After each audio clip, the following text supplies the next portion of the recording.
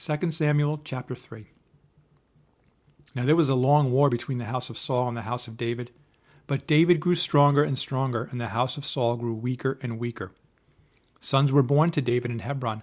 His firstborn was Amnon by Ahinoam the Jezreelitess, his second Chileab by Abigail, the widow of Nabal the Carmelite, the third Absalom, the son of Maacah, the daughter of Talmai, king of Gesur, the fourth Adonijah, the son of Haggith, the fifth Shephatiah, the son of Abital, and sixth Ithream by David's wife Eglah. These were born to David in Hebron. Now it was so, while there was war between the house of Saul and the house of David, that Abner was strengthening his hold on the house of Saul. And Saul had a concubine whose name was Rizpah, the daughter of Aiah. So Ishbosheth said to Abner, "Why have you gone into my father's concubine?" Then Abner became very angry at the words of Ishbosheth and said, "Am I a dog's head that belongs to Judah? Today I show loyalty to the house of Saul your father, to his brothers and to his friends, and have not delivered you into the hand of David. And you charge me today with a fault concerning this woman? May God do so to Abner and more also if I do not do for David as the Lord has sworn to him, to transfer the kingdom from the house of Saul and set up the throne of David over Israel and over Judah from Dan to Beersheba." And he could not answer Abner another word because he feared him. Then Abner sent messengers on his behalf to David, saying, "Whose is the land?" saying also, "Make your covenant with me, and indeed my hand shall be with you to bring all Israel to you." And David said, "Good, I will make a covenant with you. But one thing I require of you. You shall not see my face unless you first bring Michal, Saul's daughter, when you come to see my face."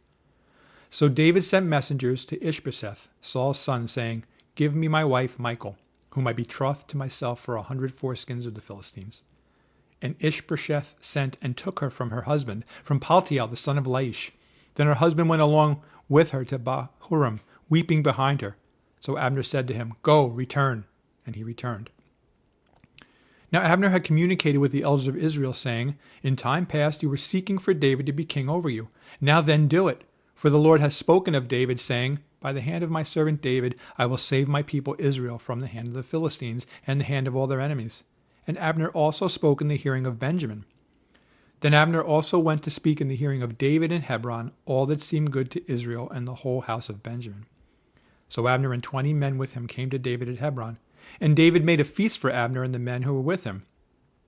Then Abner said to David, "I will arise and go and gather all Israel to my lord the king, that they may make a covenant with you, and that you may reign over all that your heart desires." So David sent Abner away, and he went in peace.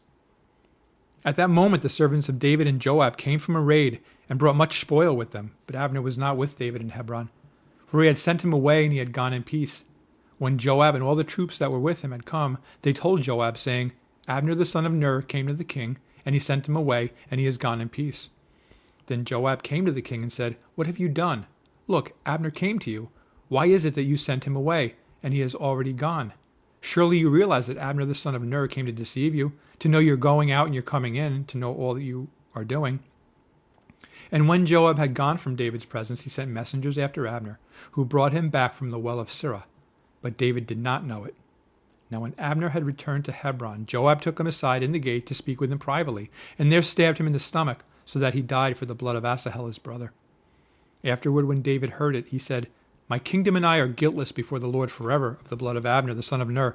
Let it rest on the head of Joab and on all his father's house, and let there never fail to be in the house of Joab one who has a discharge, or is a leper, who leans on a staff or falls by the sword, or who lacks bread." So Joab and Abishai his brother killed Abner, because he had killed their brother Asahel at Gibeon in the battle.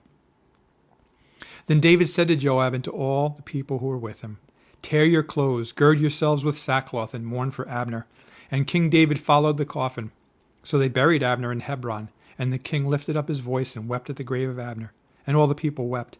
And the king sang a lament over Abner and said, "Should Abner die as a fool dies? Your hands were not bound, nor your feet put into fetters.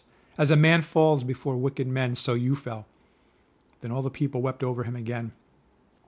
And when all the people came to persuade David to eat food while it was still day, David took an oath, saying, "God do so to me and more also if I taste bread or anything else till the sun goes down." Now all the people took note of it, and it pleased them, since whatever the king did pleased all the people. For all the people and all Israel understood that day that it had not been the king's intent to kill Abner the son of Ner. Then the king said to his servants, Do you not know that a prince and a great man has fallen this day in Israel? And I am weak today, though anointed king, and these men, the sons of Zeruiah, are too harsh for me. The Lord shall repay the evildoer according to his wickedness.